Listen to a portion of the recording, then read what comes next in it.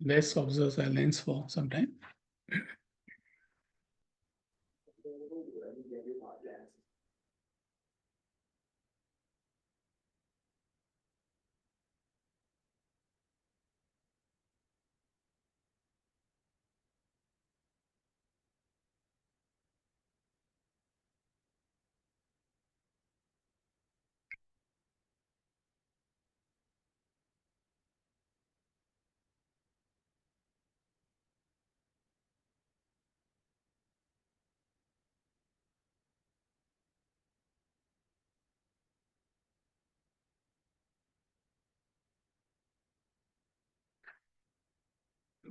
Om.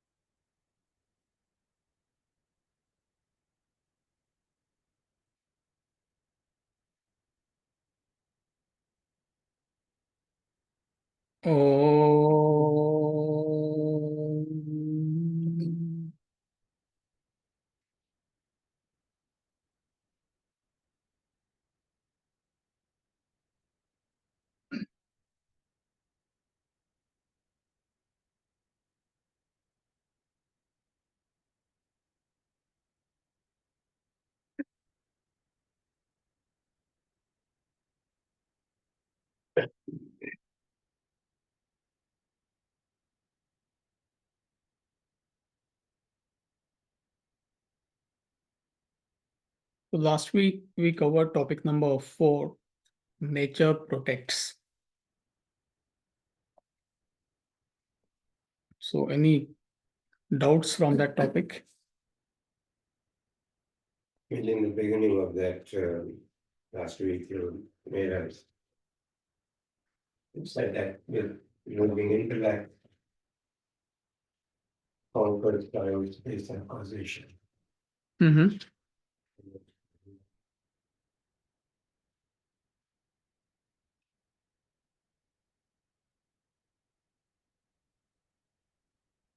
It's not in the book, right? No, Mentioned by Ramji. Human choice of action, and it's due to intellect, when used, you can conquer time, space, and causation. Yeah, okay.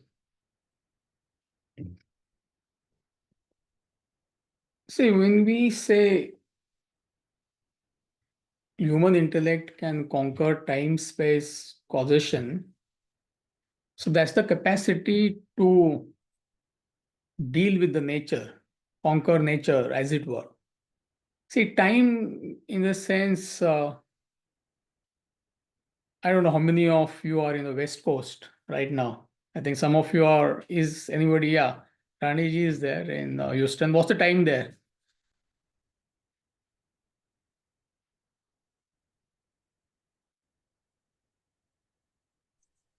Nine o'clock. And here it is what? 10 o'clock. So we are in a different time zone, right? So it's an example of conquering time zone. I mean, the time with technology. So that's the capacity we have. Space, exploring moon, exploring other planets and all that. No, the creature can do that. So in that sense, conquer space. And causation is understanding law of causation. See, science is nothing but understanding cause and effect. Whether it is medical science, whether it is engineering. So you are conquering causation there. There is a cause for a disease, and we scientists, they discover medicine. So it's conquering causation. So that's the capacity of human intellect.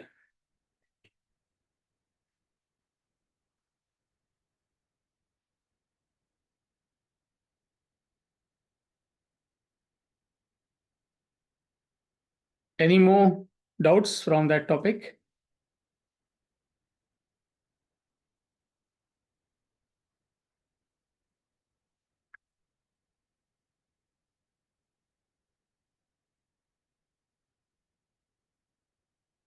All right. So topic number 6, the traffic of life. So we'll listen to the whole topic, Raji.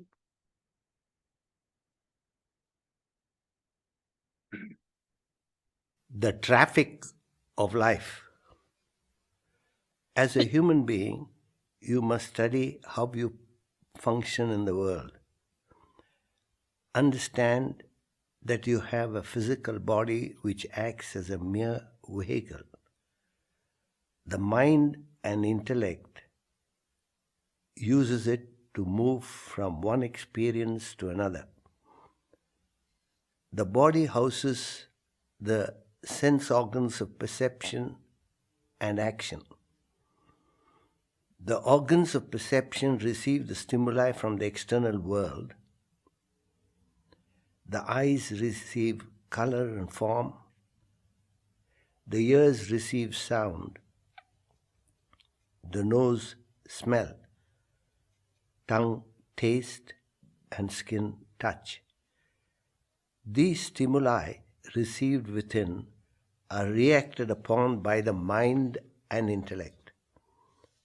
After the reaction, the mind and intellect sends out responses through the organs of action.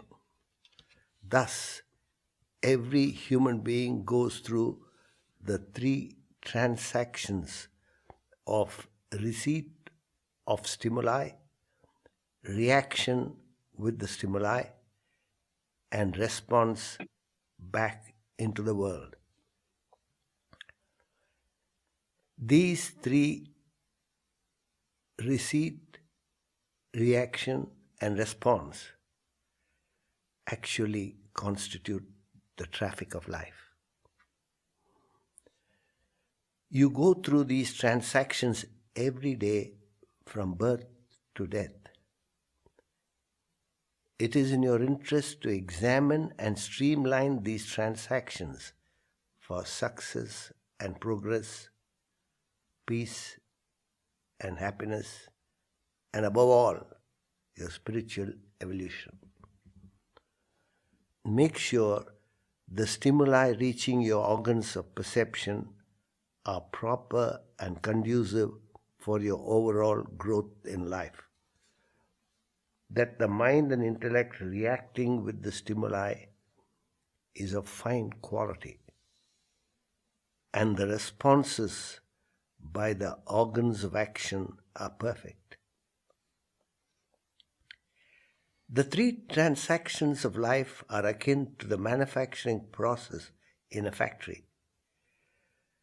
The raw material is fed into the factory at one end. The machines process the material into finished products which come out at the farther end. A system of quality control is installed at the finishing point to ensure the products meet the requisite standard. If the raw material fed into the factory is inferior, the machinery faulty, or the quality control poor, the products would be defective. On the contrary, if the raw material is superior, the machines of high standard, and the quality control properly monitored, the products would be perfect. The 3 human transactions function in a similar manner. The 5 types of external stimuli received by the senses are equivalent to the raw material fed into the factory. The mind and intellect reacting with the stimuli akin to the machine's manufacturing process, and the individual's evaluation of the end result would be the quality control procedure. The results accruing from the human transactions are again strikingly similar to the products emerging from the manufacturing process. When the stimuli entering a person is of low quality, his mind and intellect defective, or the person heedless of the results, then his actions and consequences thereof would be negative, affecting the success and progress in his life. On the contrary, when the stimuli received are of fine quality, the mind and intellect reacting properly, and the person aware of the outcome, then the actions emerging therefrom would be perfect, producing optimum results. It is therefore of prime importance to ensure you avoid unhealthy negative stimuli and receive healthy positive stimuli through your senses. Also strengthen your intellect so as to control and monitor the vagaries of the mind, and introspect periodically that you are on the right track in life.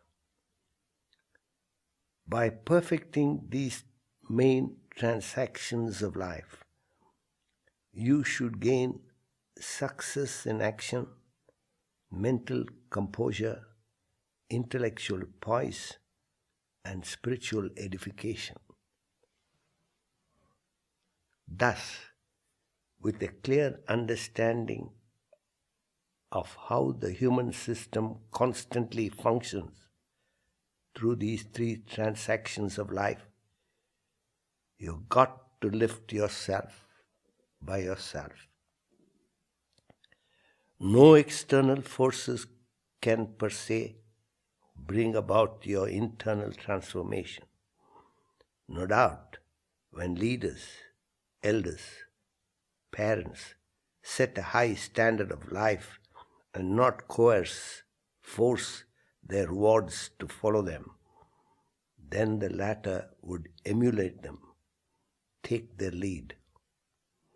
But the present day pioneers, patrons, and parents are themselves in a dire state. They lead an indifferent, indulgent life and torment the young with advices and instructions to live in a disciplined way. Such practice will not work. It is against the natural law of life. What is forced is not forceful. Hence, it is all the more important that the young take the responsibility to set their lives in the right direction. Perfect. So we know the entire topic and the thought flow. Slowly he's building a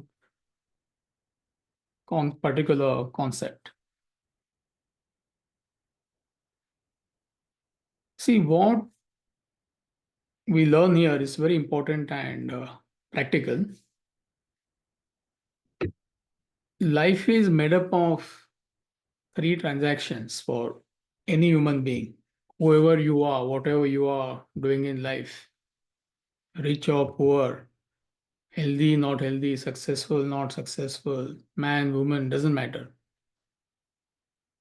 There is a receipt, there is reaction, there is a response. So that is my life, that is your life. So when we say we want to perfect ourselves, what is that perfection? So he's pinning it down. You need to perfect, you need to fine tune all three facets of your life.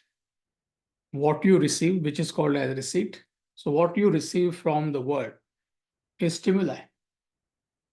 Eyes, ears, nose, tongue, and skin. These are the five senses we have. That's what he's telling us in the first paragraph. So they receive corresponding stimuli from the world. Eyes receive sight, ears receive sound, tongue receives taste, nose receives smell. What else? Fifth one. Such. Skin receives touch. So constantly we are receiving these 5 stimuli. And then there is reaction to that. Mind and intellect, they react based on the quality of your mind and intellect.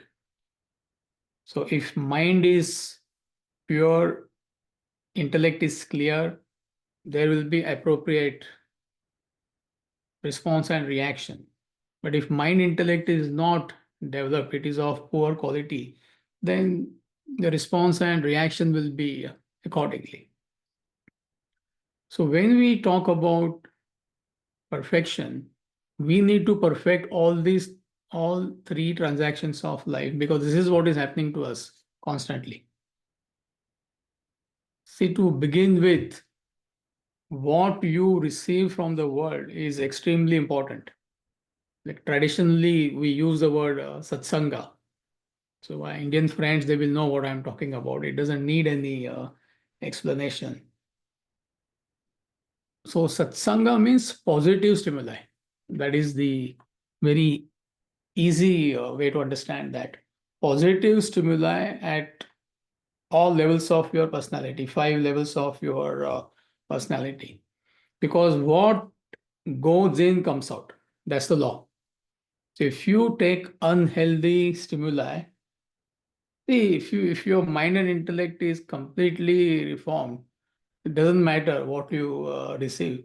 But are we in that state? And none of us are in that state. So therefore, what you receive is extremely important. So what goes in comes out.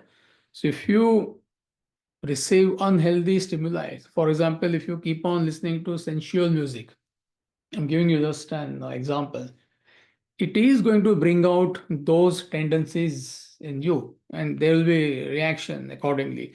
But if you receive something pure, like devotional music or inspirational music, right? Then there is particular reaction, and there is a particular response. So therefore, you have to be very, very careful what you receive from the world, what kind of stimuli you receive from the world, what company you are in. Shakespeare, he says, "Tell me your friends, and I will tell you who you are." Very famous words of Shakespeare. Because if you are in a bad company, by default, you will receive what? Bad stimuli, day in and day out. Once in a while it happens, it's okay, it's not going to make any difference. But if that is your company, that constantly your system is getting corroded. So you need to put efforts to receive positive stimuli. You cannot be in an environment where there is only positive stimuli. Then you cannot leave your house only, right? So you have to put efforts as much as possible to receive positive stimuli. See, it's like when you go out in the sun, right? I mean, don't you apply sunscreen? Okay, Indians may not put, there is no reaction. All the Indians there, so they don't understand. No, I mean, my white friends, they will know what I'm talking about. So, I mean, if you have a light skin, you have to apply sunscreen. So you protect yourself. Or you go in the woods, don't you spray the anti-bug spray? You have to use. So similarly, when you go out into the world, you need to put efforts to receive positive stimuli as much as possible to the best of your ability. See, for example, if somebody is gossiping, you can't tell that person not to gossip. You have no control on that. But it is within your control to not gossip or switch off. So these are the basic precautions you need to take. You need to know what is happening in the world. So you need to update yourself, maybe listen to news, whatever it may be.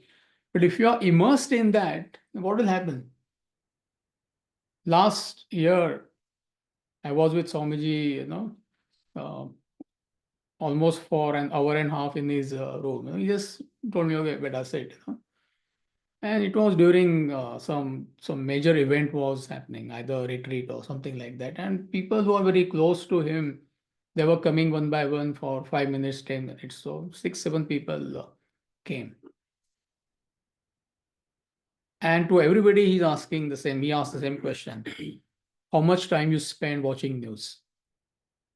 I've never seen him doing that. All these are close people. How much time you spend watching news? Somebody said 1 hour. Another person said 2 hours. Third person said 4 hours. To which he said, 4, 5 of them were there. Are you doing e-learning? He said, stop doing e-learning because you're wasting your time. So half an hour, 45 minutes, you are taking positive knowledge into your system. Rest of the time, what are you doing? So you're negating. It's like you have healthy breakfast. Fruits, I eat only fruits and nuts in the morning. Rest of the time, what are you doing? I mean, all sorts of nonsense like donuts and this and that. It has got no meaning. And mind you, he is telling this to people who are very close to him, to wake them up, to shake them up. So when it is coming from Mahatma, there is a meaning for all of us. You can't take the extreme that I don't know what is happening in the world at all. So you need to know bare minimum, or to the extent you need to be in touch with the world, you need to know. But you can't be taking that stimuli. Most of it is negative. If you carefully follow, you can't blame them. I mean, they are catering to a particular audience. So if you are that audience, I mean, God be with you. So you can't stop media, you can't stop newspapers, but you can definitely take something positive from them.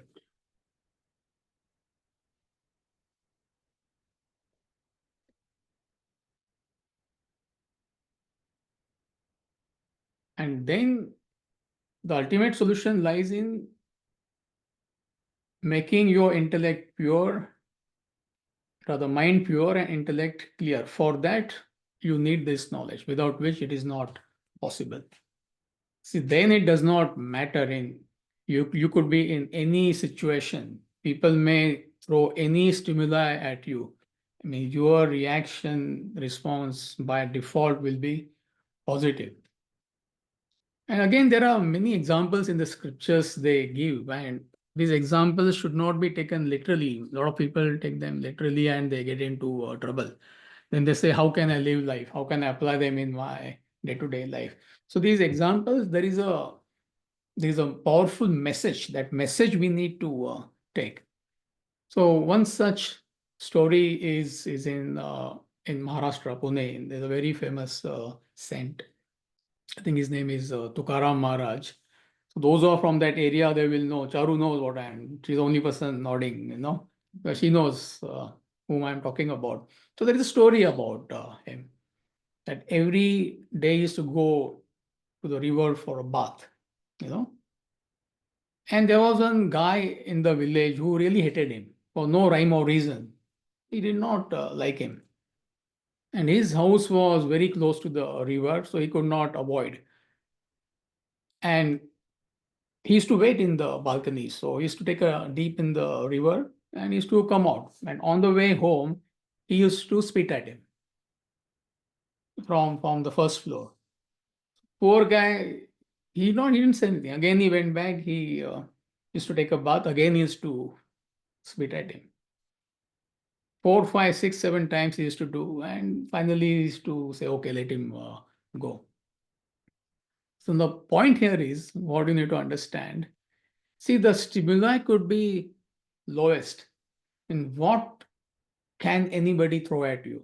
So when you spit at somebody, it is the worst. Even when there is a fight, usually people don't spit at each other. If you do, don't take it personally, it is the lowest. I mean, you can't fall below that is killing each other. Are you with me? So the most negative stimuli, and there is no reaction. In the sense, in fact, there is positive reaction. So one day he did not see that man. 6, 7 days he did not see him. So he thought, what happened? Maybe he's sick or something. So he went to his house. He knocked on the door and He asked his wife, "Now, what happened to that guy? Is he not well?" Actually, he was not well. And there was a total transformation of that person. He fell at his feet. He said, "I'm sorry." And the story goes that he became his ardent follower, you know. So there is a message. You take it literally, you will get into trouble. But see, you don't have control on what people throw at you, isn't it? Somebody may praise you, somebody may criticize you. That is what. But how you react depends on you. For that, you need to have pure mind and clearer intellect, which you get by study and reflection on this knowledge. But the bottom line is you have to be very careful about what you receive from the world. See, that is why in a conservative environment, usually children come out well, isn't it? I mean, it's nothing to do with conservative environment, but it's a fact of life, as opposed to a society where it is licentious. You know? Vaping lounge, I'm not against it, but if this is the stimuli you are receiving all the time, or what is that? On the highway, we see everywhere. But there is a particular name for that, right? Hookah bar? No, you see the billboards everywhere. Okay, cannabis. I mean, cannabis, vaping. I mean, where is the chance? But you can't avoid that. I'm not saying it is right or wrong. You can't. But you need to put efforts so that you are in a positive environment. So therefore, your company matters. Did your parents not tell you when you were kids? Watch your company, watch your company. Anybody remembers?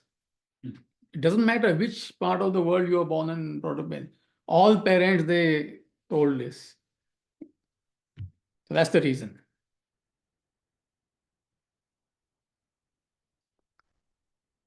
And then he says, see, you may receive proper stimuli.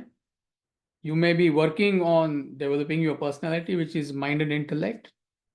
And in spite of that, at times there might be inappropriate response. There is a possibility, right? So then what is telling us, you need to introspect, you need to find out what is happening. Somewhere I'm lacking, I need to put more efforts. For example, a particular action may agitate you. Could be anything. Could be at home, could be at work, and you may be a sincere seeker. So why that action is agitating me? Though I'm putting efforts, still when somebody cuts me on the road, I mean, it bothers me, especially if somebody says something. So you need to find out why it is happening. Or why am I still indisciplined or indulgent in spite of being exposed to this knowledge? There's a possibility, isn't it? Or impulsive action. I have a tendency to act impulsively. So definitely my intellect is not strong enough. Or you may find yourself yelling at your partner from time to time. In this example, is like hitting the bullseye. Everybody understands this. I mean, if you don't understand this example, then I don't know. And it's not that you want to hear, but in spite of that, suddenly you find, forget about who is right, who is wrong, for no rhyme or reason. So you need to be aware and correct it. As a human being, we have the capacity to correct ourselves. That's the main advantage.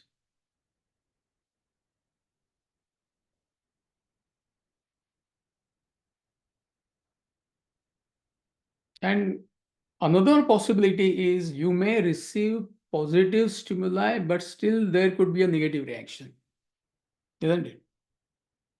like jealousy. Your colleague got promoted and you are jealous. It's something positive.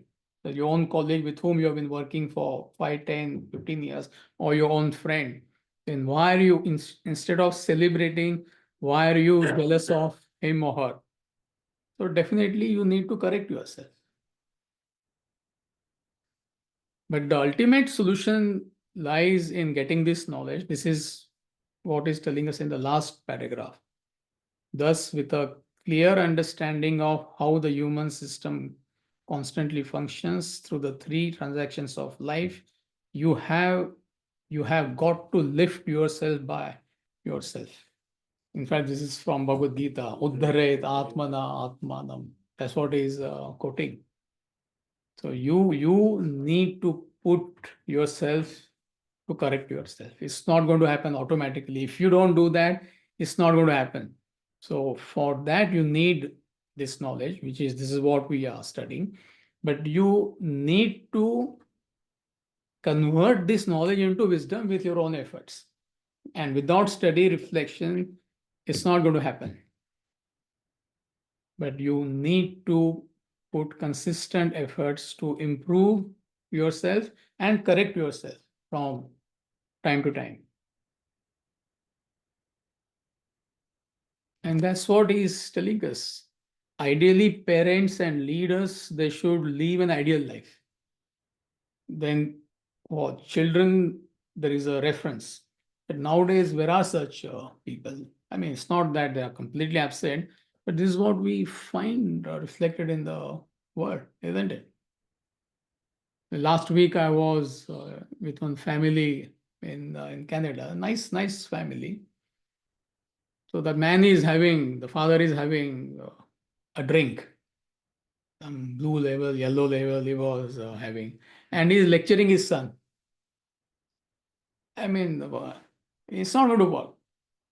No, Amit is here, you should listen to him, I mean, he's superficially interested. The lady his wife is like very devout follower of Swamiji. He's a nice guy. He's drinking, enjoying his drink and telling his son, Vedanta is the best and all that. He has no clue of what is Vedanta. So it's not going to work. So as a parent, as a leader, it is your responsibility to change your life with this knowledge. Your children or followers, if you're an employee, they will follow you. So your life is your responsibility. Don't worry about what others are doing, isn't it?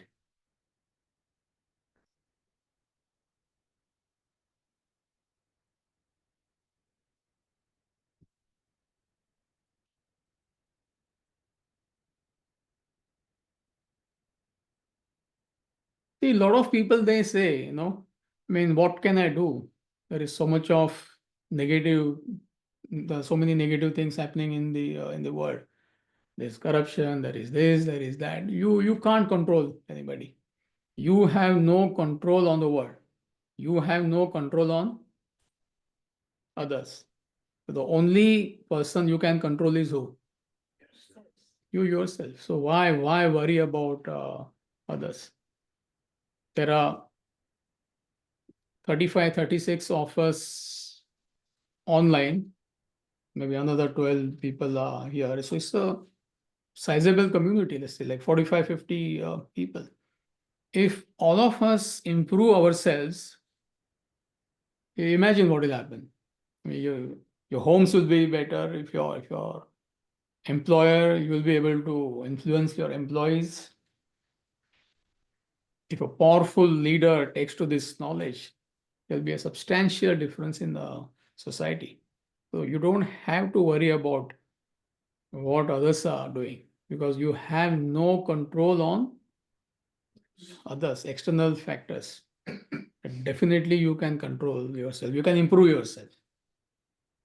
And that's what is an inscription on the tomb of one bishop, Anglican bishop. Very, very fine man. He's actually there on his tomb. So he tried to change everybody throughout his life. And towards the end of his life, when he was on the deathbed, he understood that it was a waste of time.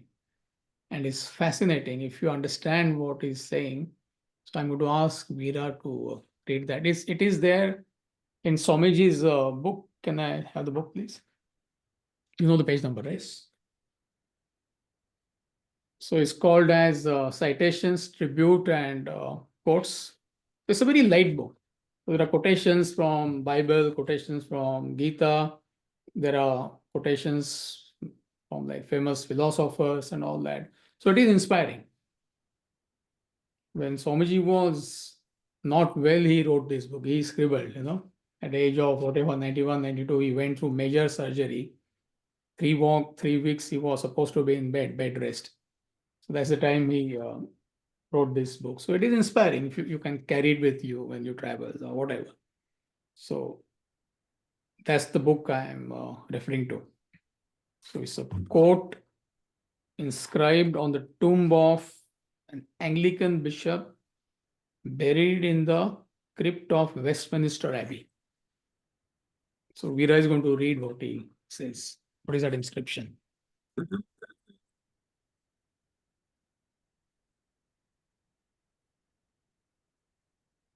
When I was young and free, and my imagination had no limits, I dreamed of changing the world. As I grew older and wiser, I discovered the world would not change. So I shortened my sights somewhat and decided to change only my country. But it too seemed immovable. As I grew into my twilight years, in one last desperate attempt, I settled for changing only my family, those closest to me, but alas, they would have none of it. And now, as I lie on my deathbed, I suddenly realize if I had only changed myself first, then by example, I would have changed my family. From their inspiration and encouragement, I would then have been able to better my country, and who knows, I may have even changed the world.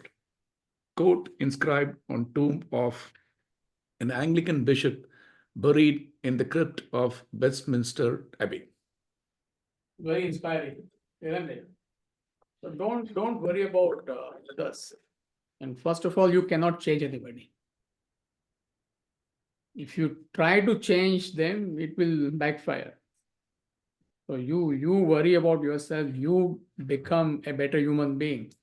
Automatically, others will be inspired by it. The common mistake parents make, if not all, most of the parents, they make this mistake. You're not perfect. You could be having vices, you could be indisciplined, and you are telling your children, So therefore, I gave that example. The gentleman is telling his son, well-meaning, that Vedanta is really good, you should take to this. And he has nothing to do with Vedanta. He's a good man, but a highly indulgent man also. So it's not going to work. But fortunately for that boy, both that boy and his sister, mother is very, very devout woman, very pure lady. So both children, they were inspired by her. So even if one person does that, it is enough. See, all of you know, I come from Vedanta Academy in India, which Swamiji started in 1988. So more than 350, 400 youngsters have passed out, age group of 18 to 25, 28. So 90 to 95% of them took to Vedanta because of their parents. Parents, they were following Swamiji, they were reading these books and they got inspired. 5 to 10% they got inspired on their own. And in some cases, parents got inspired after the children. That is rare. But there are such examples also. Here also, there's so many examples. I'm not getting into the details. 8 to 10 youngsters, I'm talking about Detroit. The parents took to this, so therefore children got inspired, and they did not tell anything to, they did not give them any sermons. In Sanskrit, there is a fascinating quote, Yatha Raja Tatha Praja. We all know that, isn't it? As the leader, so is the subject. Like we say, like father, like son, but positively, you know.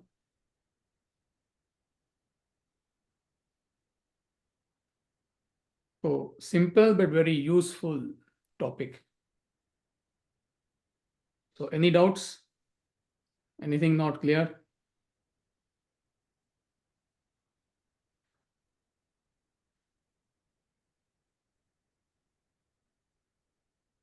All good? Great. So we'll move on to the last topic, the law of nature. So we'll listen to the first paragraph, please.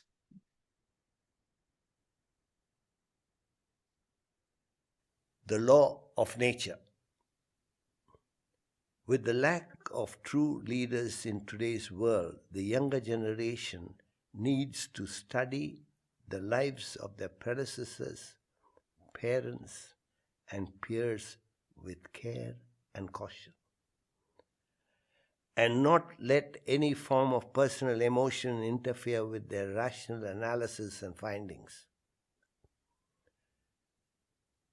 Then resolve to tread the righteous path by perfecting the three transactions in all facets of life.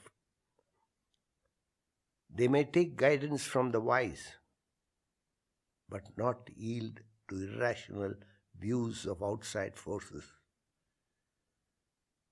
You must learn to resolve, evolve by yourself. Remember, you make yourself. You mar yourself. You are the architect of your fortune. You are the architect of your misfortune. So wake up and start functioning. Inaction is death. Wrong action is disastrous, while perfection in action is divine. Perfect. So The problem facing he is just a continuation, the first paragraph, first few lines. It is continuation of the last topic, that you must lift yourself by yourself. Now, why we are saying? Because you have the capacity. Only a human being has this unique capacity. Nobody is at a disadvantage. Everybody has got equal opportunity. Your past does not matter. A lot of people, they say, you don't know my background, I come from this, that background. Has got absolutely nothing to do with your capacity.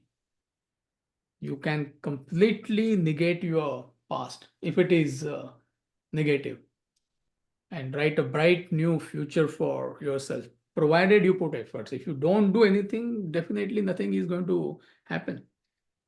But you have that capacity. That is number one. Number two, most people, they are going in the wrong direction in life. See, that is where the problem starts, isn't it? Where are the reference points? Where are the role models? Because humanity en masse, they're going in the wrong direction. Wrong direction in the sense, if this is truth, this is reality, this is Brahman, these are higher values, 95% people are going in the opposite direction. Worldly, materiality, sensuality, acquisition, and enjoyment. So that's the life. These are the desires. Vast majority of the people, they are entertaining. So where are the role models? So that's the difficulty. And we often talk about that Greek philosopher. I think it is Socrates who said that. I could be wrong. So he talks about a huge plain, a plateau, right? And thousands of people, they are walking on that. There's a stampede, as it were. Everybody is rushing, because they see a bright, shiny star on the horizon. So everybody is enamored by that, and they want to go there. So there are thousands of people in front of you, there are thousands of people behind you, there are thousands of people on your side. So even if you want to stop, you can't stop. But what is happening is nobody knows that there is a fall, there's a precipitous fall, this is a plateau, right? So if you are somewhere there, how will you know that there is a fall?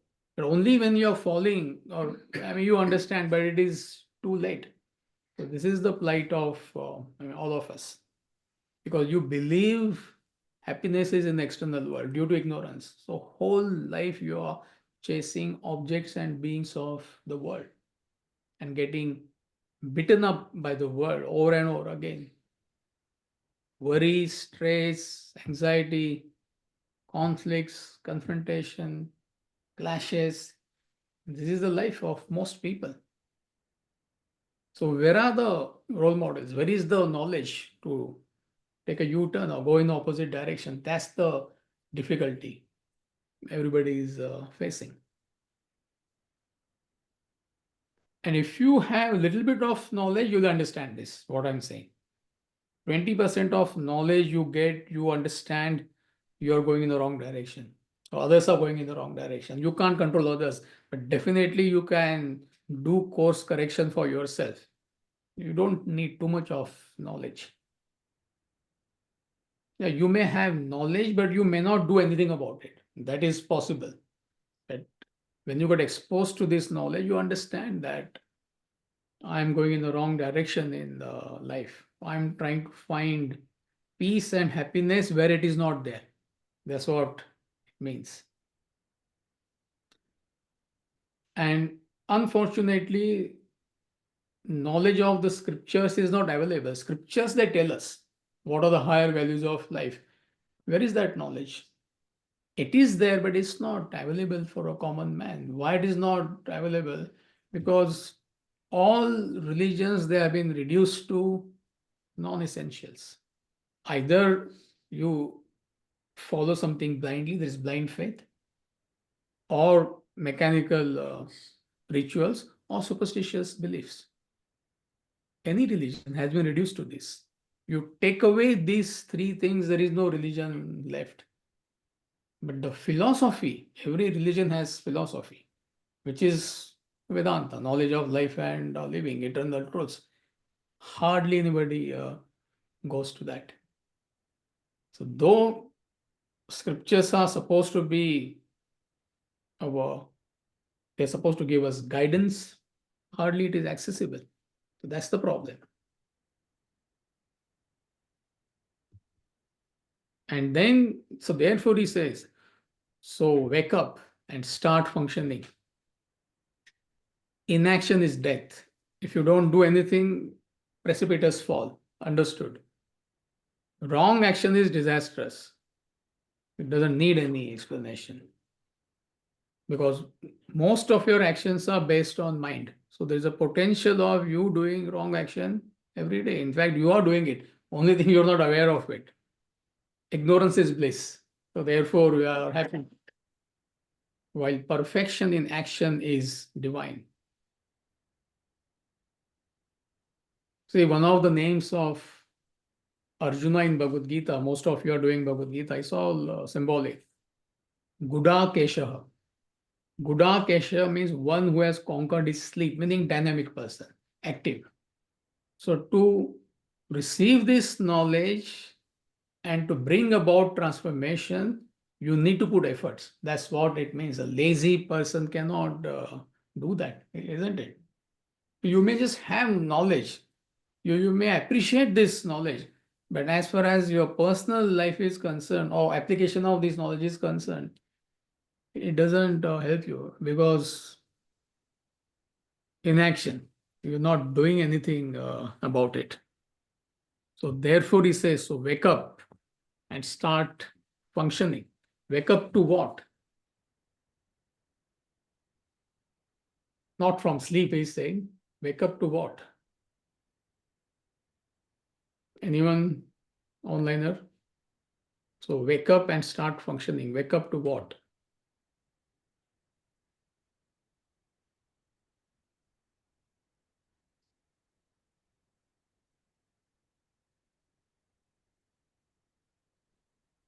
No answers. Wake up to see the direction, which direction are you going, and what is the outcome you are getting from that. And if it is not the way it should be, then you turn the direction. But you have to stand and study and realize what you are doing.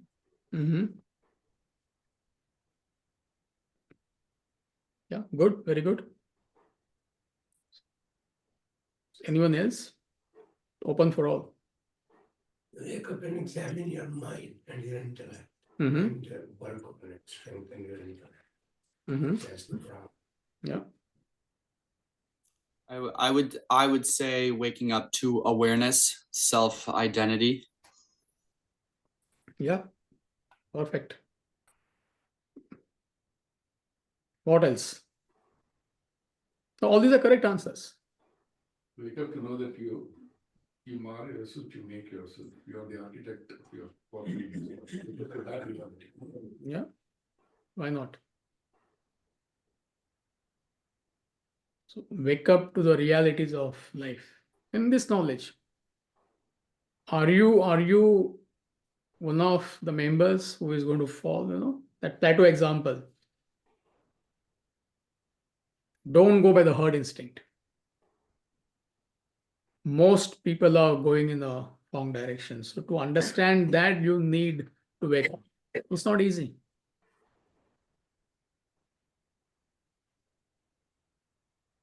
Like Ram Tirtha beautifully says, majority is wrong most of the times.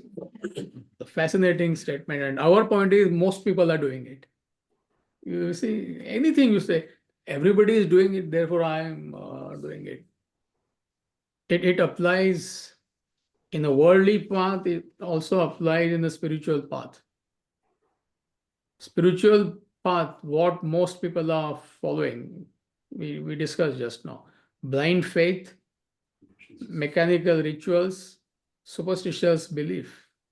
99% people perhaps are following this. When it comes to your contact with the world, how you contact the world, you just want to acquire, enjoy, and get caught up in egocentric desires. 9 out of 10 people are doing it. So where is the chance? The moment you live disciplined life, other people feel there is something wrong with you. I don't know whether you have faced this difficulty. A lot of people, they come and they say, I mean, what have I done? I'm just getting up early in the morning. I want to watch what I eat. Just disciplined life I want to live. Good many people will not allow you to study Vedanta. I don't know how many of you have faced that. Sometimes you face that opposition even in your own home.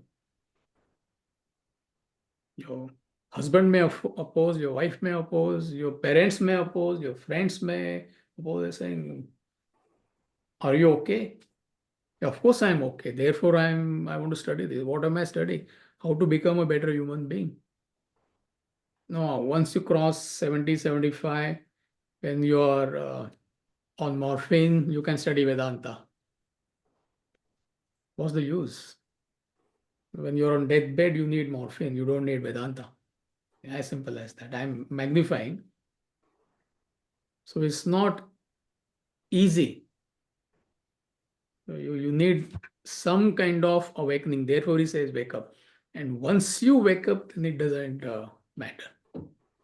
But you can't wake up others. That's the problem. You see what I'm saying? And don't try to do that also. Unnecessarily, there will be conflict and confrontation. Sometimes people, they get inspired. I want to wake up others. No, it's not possible. You're fast asleep. I'm giving you an example. You wake up. Your partner or your children, they are, they're still sleeping. I mean, how can you communicate with them? It's not possible. They're sleeping. So similarly, you have woken up to the truths of life. You have understood higher values of life. You have understood the purpose of life. What is life all about? So you put efforts to become a better human being. Forget about others. And when you leave them alone, chances are that they will take to this. That's the beauty.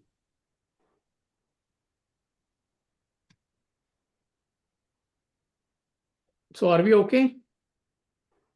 Anything not clear?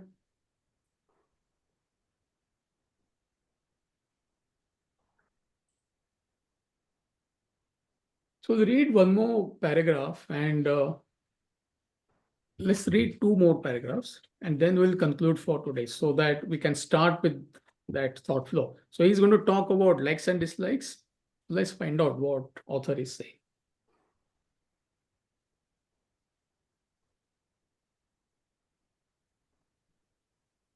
Disastrous, while perfection in action is divine. The problem facing the human race is the lack of awareness of the right path. People live in ignorance and believe that they know.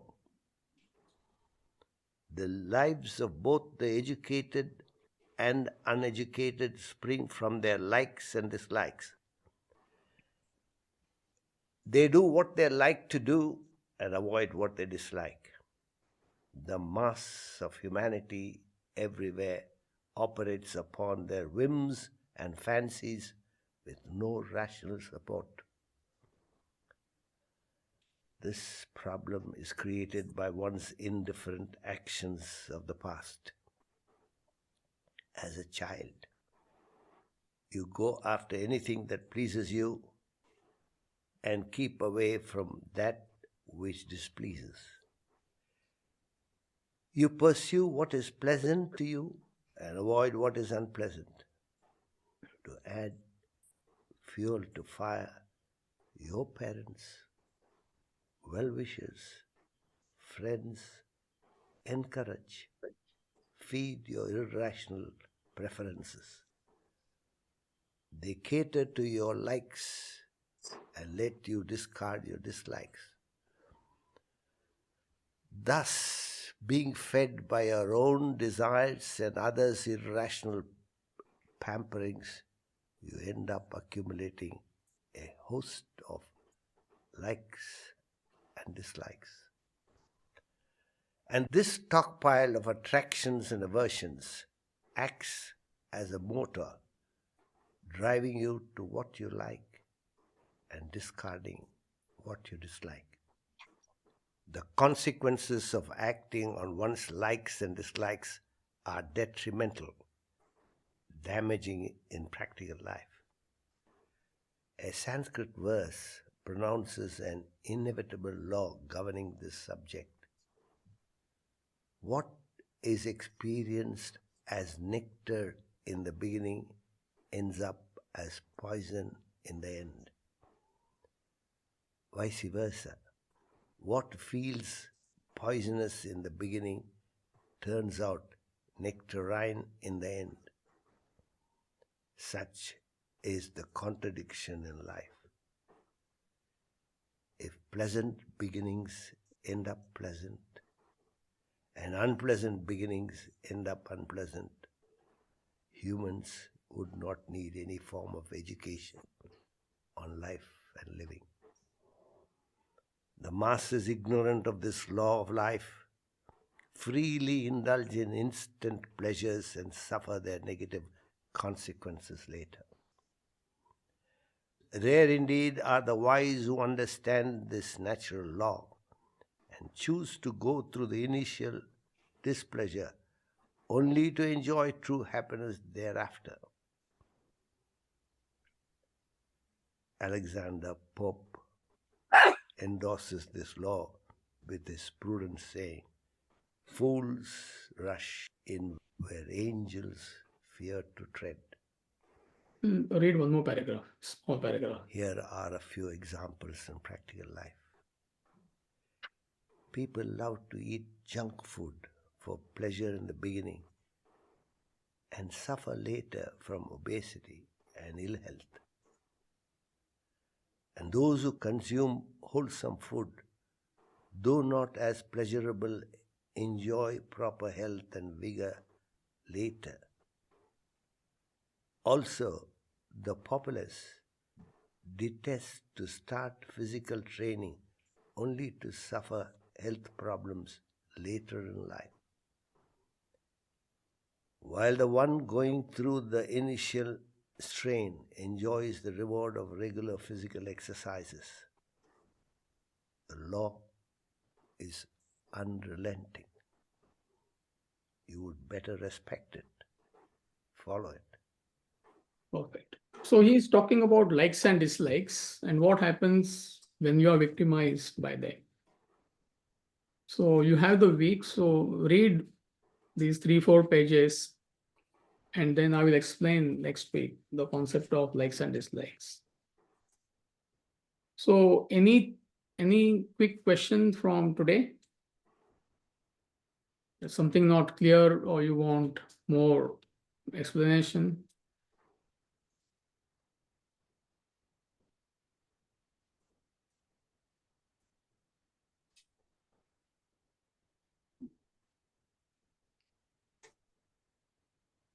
All right. So I will see you next week. Have a happy weekend, happy Thank you. Thanksgiving, all of you. Thank you, Amity. Thank you, Amit. Thank you. Thank you.